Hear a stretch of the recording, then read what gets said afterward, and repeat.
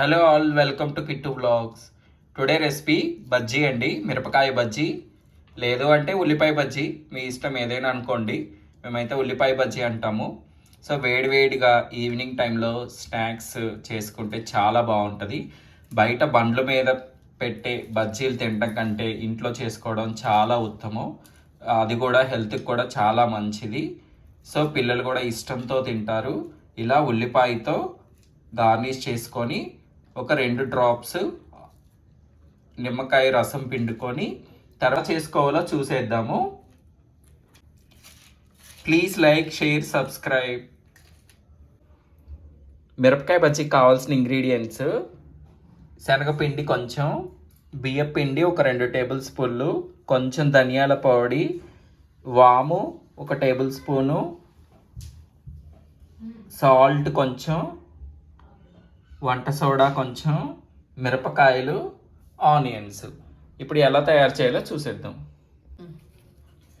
First కొంచెం వాము తీసుకొని ఇలా నలపండి. బాగా ఇలా నలుపుకొని పిండిలో వేసుకోండి. కొంచెం సాల్ట్ రుచికి తగ్గట్టు, కొంచెం ఒక టేబుల్ స్పూన్ వేసుకోండి చాలు. బియ్యం పిండి కొంచెం కరకరలాడితే బాగుంటాయి.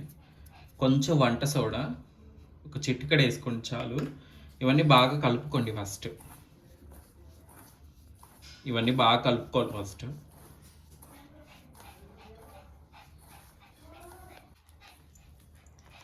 కొంచెం కొంచెం నీళ్లు పోసుకొని మిరపకాయకి పిండి అంటేలాగా నీళ్లు పోసుకొని ఇలా జోరుగా కలుపుకోవాలి. ఉండలు లేకుండా బాగా కలుపుకోండి.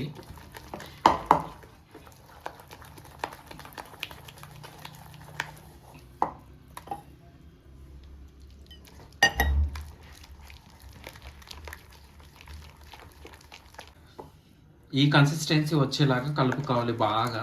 ఎంత బాగా కలుపుకుంటే అంత మంచిది, బజ్జీ బాగా వస్తుంది. సో ఈ కన్సిస్టెన్సీ వచ్చేలాగా కలుపుకోండి. ఇప్పుడు మిరపకాయలో స్టఫ్. ఇది ధనియా పౌడర్ ఒక టేబుల్ స్పూను, వాము 2 మిక్సీ చేసి ఇలా ఫైన్ పౌడర్ లాగా చేసుకోవాలి. దీంట్లో కొంచెం సాల్ట్ కలుపుకుందాం. ఇందాక పిండిలో కూడా ఆల్రెడీ సాల్ట్ వేసాను. దీంట్లో కూడా కొంచెం సాల్ట్ వేసుకుందాము. మిరపకాయలోకి స్టఫ్ ఇది. సో ఇప్పుడు మిరపకాయలోకి స్టఫ్ ఎలా పెట్టుకోవాలో చూద్దాము. ఇలా నైఫ్ కానీ లేదంటే పిన్నీస్ కానీ తీసుకొని ఇలా అడ్డంగా కోసుకొని ఇలా విచ్చదీసి, ఈ విత్తనాలు తీసుకుంటే తీసుకోవచ్చు, లేదు తినేవాళ్ళు ఉంటే తినవచ్చు. సో దీంట్లోకి ఇలా ఈ స్టఫ్ ఇలా పెట్టుకుందాము. సో అలాగే మిగతా వాటన్నిటికి కూడా అలాగే పెట్టుకుందాం.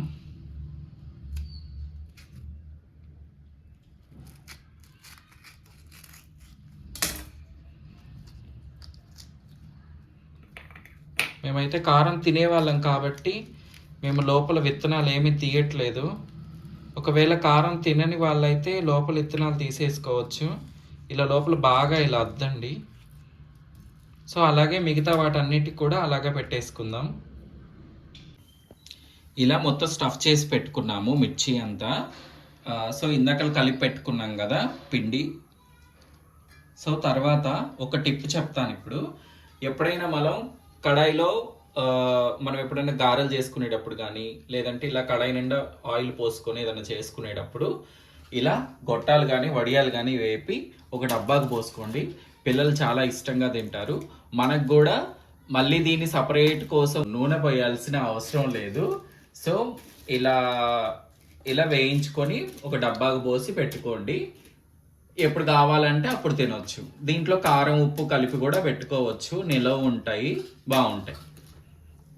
నిండా ఇలా నూనె పోసుకోవాలండి. నూనె పోసుకొని హీట్ ఎక్కింది. ఇప్పుడు చూడండి, ఇప్పుడు మీకు కావాలి, ఇప్పుడు ఈ బజ్జీకి కంప్లీట్గా పిండి కావాలి అనుకున్న వాళ్ళు ఇలా మొత్తం మిర్చిని బొర్లించాలి. ఓకే, ఇలా మొత్తం మిర్చిని బొర్లిచ్చి ఇలా వేసేసుకోవాలి. అదే లేదు మాకు కొంచెమే కావాలి అని అనుకున్న వాళ్ళు ఇలా పట్టుకోండి. ఇలా పట్టుకొని జస్ట్ ఇలా ఇలా బొర్లిచ్చేసి నూనెలో వేసేసుకోవడం. సో ఇలా మిగతావన్నీ వేసేసుకుందాం.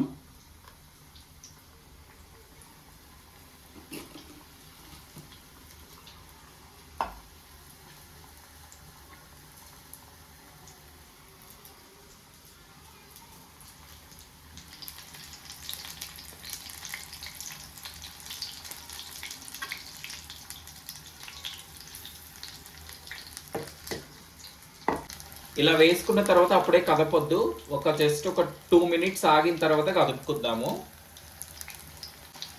ఇలా 1 మినిట్ ఆగాక ఇలా తిప్పేసుకోండి. చూడండి గోల్డ్ కలర్ వచ్చింది కింద. ఇలా తిప్పేసుకోండి అన్నీ ఒకదాని తర్వాత ఒకటి.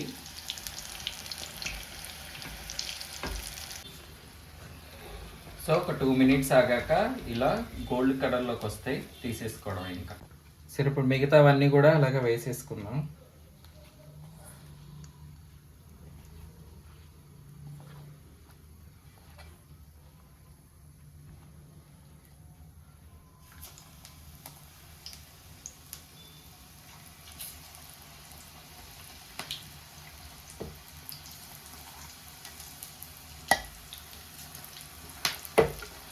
సో ఇలా మిగతా పిండిని ఇలా వేసేసుకోండి ఆయిల్లో మిరపకాయ పైన. సో వేస్ట్ కాకుండా ఉంటుంది.